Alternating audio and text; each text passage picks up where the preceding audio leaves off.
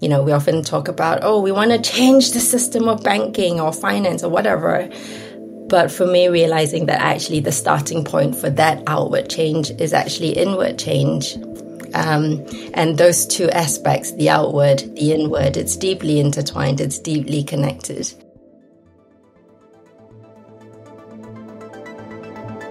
Orbiting 250 miles above, the space station provides us with the ultimate view of planet Earth. From this perspective, we ask our guests to engage with 6 questions that orbit around wonder and stories of hopefulness. For the next few minutes, this is our Wonderspace.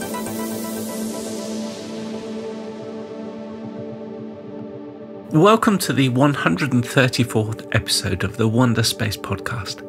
My name is Steve Cole, and over the past 3.5 years, I have asked the same 6 questions to amazing people from around the world. Questions that orbit around wonder and stories of hopefulness. We started during the COVID lockdown to enlarge people's vision and perspective and remind everyone that alongside crisis and emergency are always mind-blowing wonders and hopeful stories that have the potential to fuel us and energize us, even in the most challenging of times. Before I introduce our guest this week, here is a 1-minute wonder from our friends at Ask Nature, who are part of the Biomimicry Institute. As a bee approaches a flower to drink up sugary nectar and collect protein-rich pollen, unseen forces are also at work. As the bee gets closer, pollen seems to leap enthusiastically through the air to catch a ride. What's going on? When a bee flies through the air, it generates a positive electrostatic charge. This charge arises due to the friction between the bee and positively charged particles in the atmosphere. Flowers, on the other hand, function as part of the Earth's surface and typically hold a slight negative charge. Before the bee even lands, the electric attraction pulls the pollen and electrons through the air, landing on and sticking to the bee, and weakening the flower's negative charge. The next bee that comes by can detect this difference from a distance by sensing a weaker fluttering of its hairs or antennae. This helps the bees to identify which flowers are more likely to still have pollen and nectar, optimizing their foraging efforts. This strategy is a remarkable example of energy efficiency and resource optimization in nature. It requires no external energy inputs and relies on the inherent physical properties of the organisms involved. This week on Wonderspace, we ask our 6 questions to Jacqueline Lim, a strategist and certified coach focused on advancing equity and a regenerative future for all. Jacq is currently an associate with the Finance Innovation Lab and has recently worked with clients such as Natwest Bank, Partners for a New Economy, and a Blueprint for Better Business.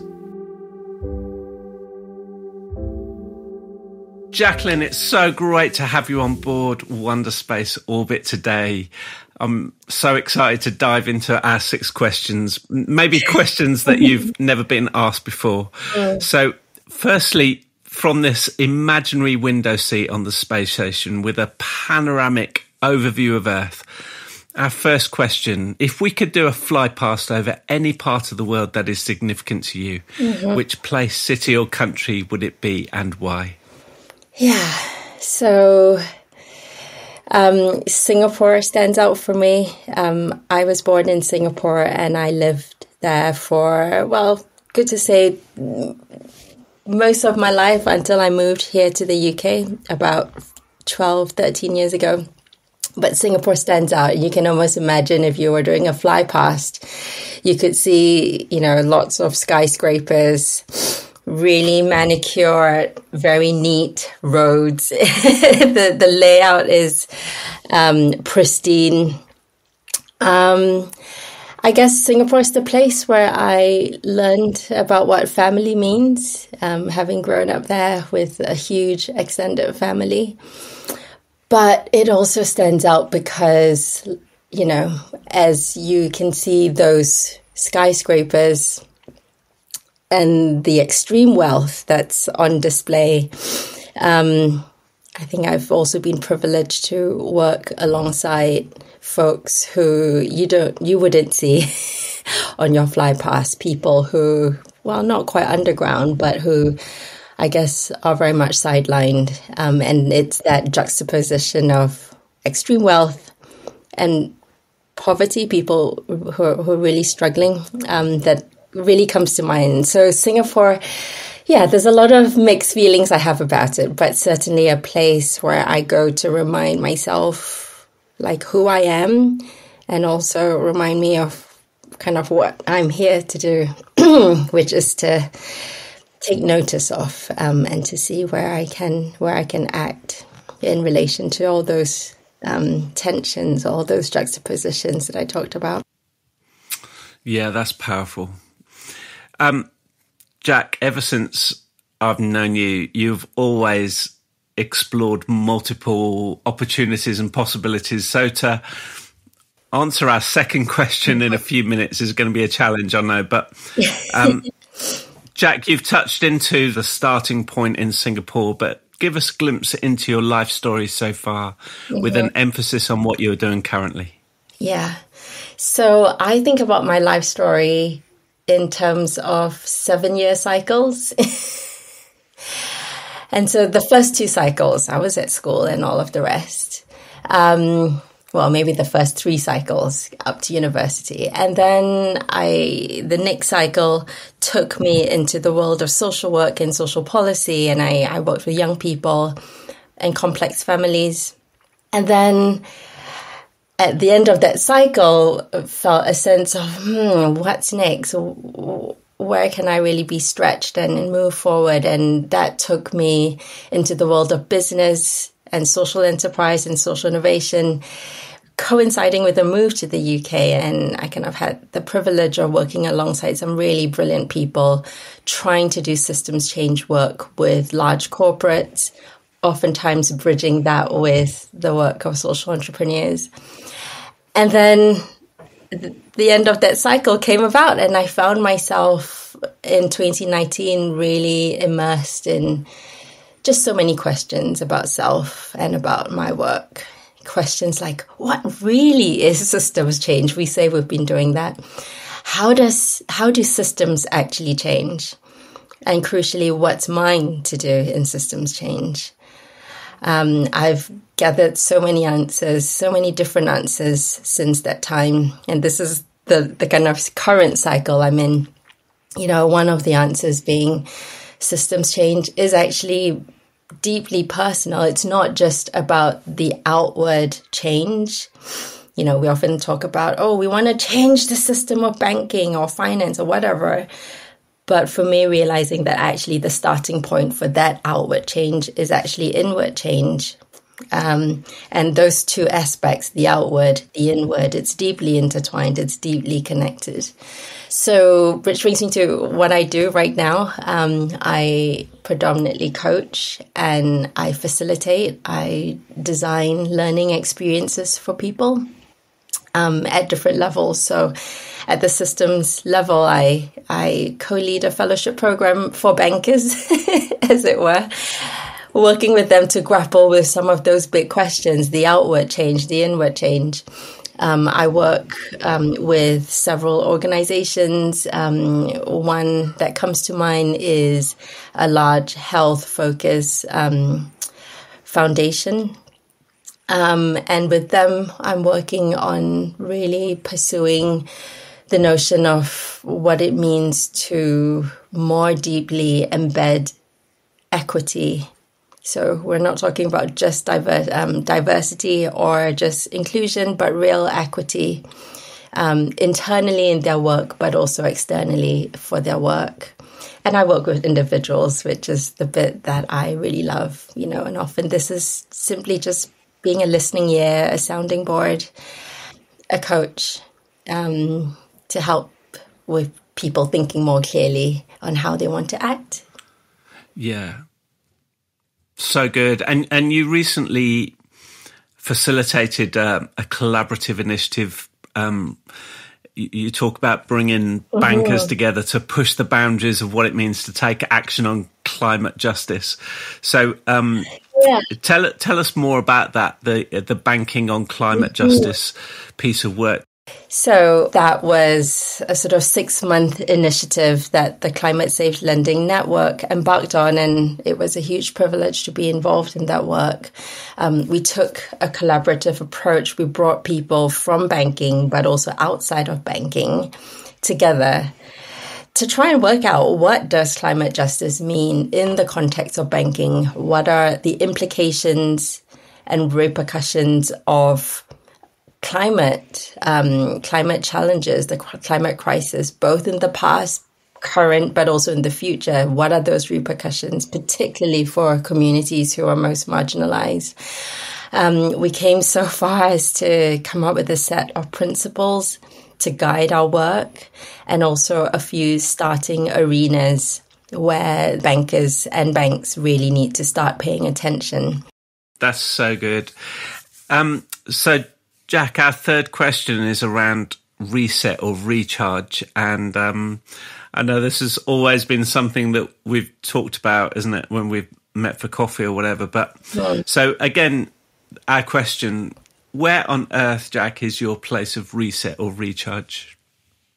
I feel like I've got a very short attention span. Like, there's no just one place really that is the place of reset or recharge. I think it would differ any time. I think the common thing would be, like, for me to just find that moment of quiet, regardless of where I might be, to, I guess, connect with my deeper self. Like my deepest desires, my deepest fears, but also my closest relationships, and kind of try and ground in what's most important, like wherever I might be. Yeah. Yeah, so good. And our question around the wonder of the natural world, again, people have taken this into so many different directions. But for you, Jacq, what wonder of the natural world excites you the most? Again, what first came to mind would be like, oh, these amazing mountain landscapes, etc. But actually, the one I'm going to share is the very humble cauliflower. Wow. And specifically, has anyone said this one before? No? Nobody has said cauliflower. Am I the first? Okay. Well, so it's a type of cauliflower called the Romanesco cauliflower. And I don't know if you've seen one, but it's the most beautiful vegetable, I think, that exists. And what's special about the Romanesco cauliflower is that you can almost see, like, it's got these spiral-like patterns on the cauliflower, and, you know, with like little peaks. And all those patterns, those spiral patterns, are kind of in a perfect pattern, repeated at different scales all over the cauliflower. And I love this example because it's an example of how fractals work. And if we think about the systems that we're part of, systems are also fractals, you know, the patterns. If we want to solve the climate challenge, and we think about, well, what are the patterns that need to exist for the climate crisis to be solved? Actually, those same patterns are probably relevant to also how we are in our daily lives, how we are with our communities, our families, and then the work that we do, the organizations. And so if you imagine all those different levels of the system as a fractal, for me, that's a huge inspiration, as, you know, and a guide to what I need to be working towards. Wow. I never thought we would get an answer like that for this question, a cauliflower. But that is so inspirational. It makes so much sense. And also ties in actually with, I'm sure you've used that in your coaching and in your talks that you've done around the world, because it is such a fantastic illustration. Margaret Wheatley, I've said before, talks about nature being both a call and an answer. And there's a cauliflower being both a call and an answer. It calls us into wonder, but also provides us with such an answer as to how things work. Yeah. Amazing. So inspirational. Very good. So, Jacq, our fifth question takes the focus onto someone else.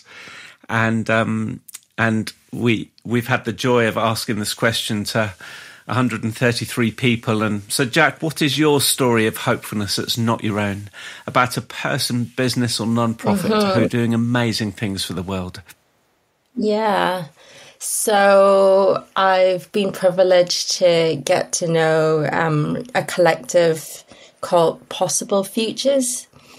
They are a collective of women, non-Indigenous, but from across the global South.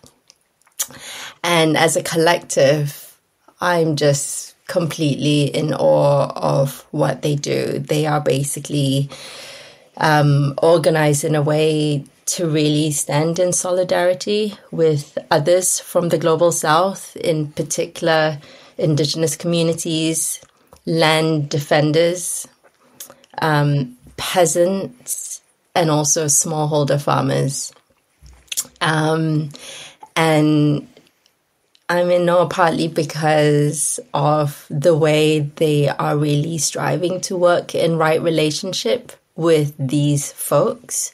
So not in a position of like, I'm here to rescue you all. You need my help to be rescued. But, standing in true solidarity to really uplift the stories, and so tangibly and practically what they do as a collective is, they try and make more visible stories and narratives from the global South,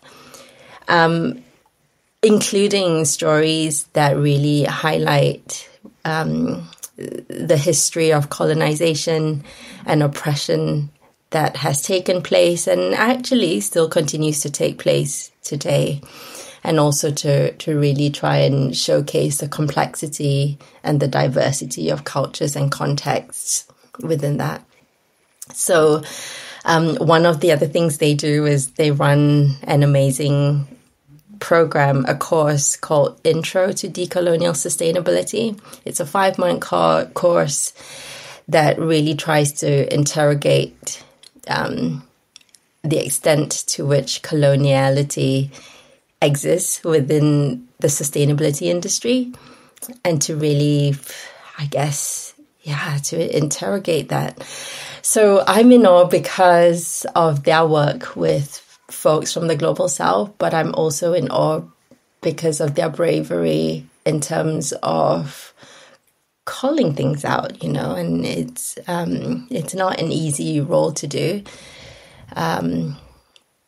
But they're doing it. So I think they're amazing. So you can find them at www.possiblefutures.earth, EARTH. So Possible Futures, one word, .earth. This has been such an inspiring orbit, Jacq. And so as we draw our time to a close, as we prepare to re-enter the Earth's atmosphere, what insight, wisdom, or question would you like to leave with us?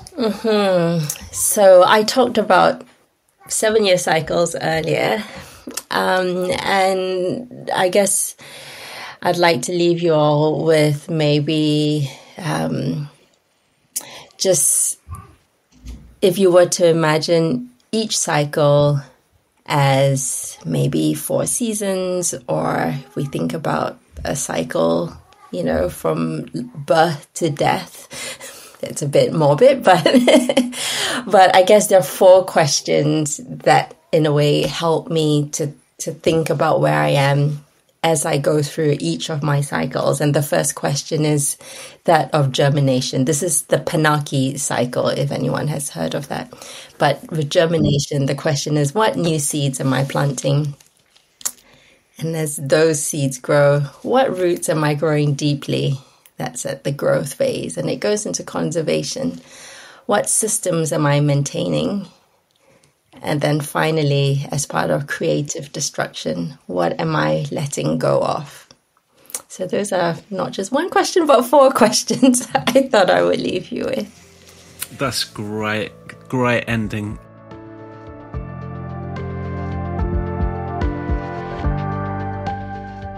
Links to Jacq's LinkedIn page and the other organisations and networks she speaks about can be found on our episode page at ourwonder.space.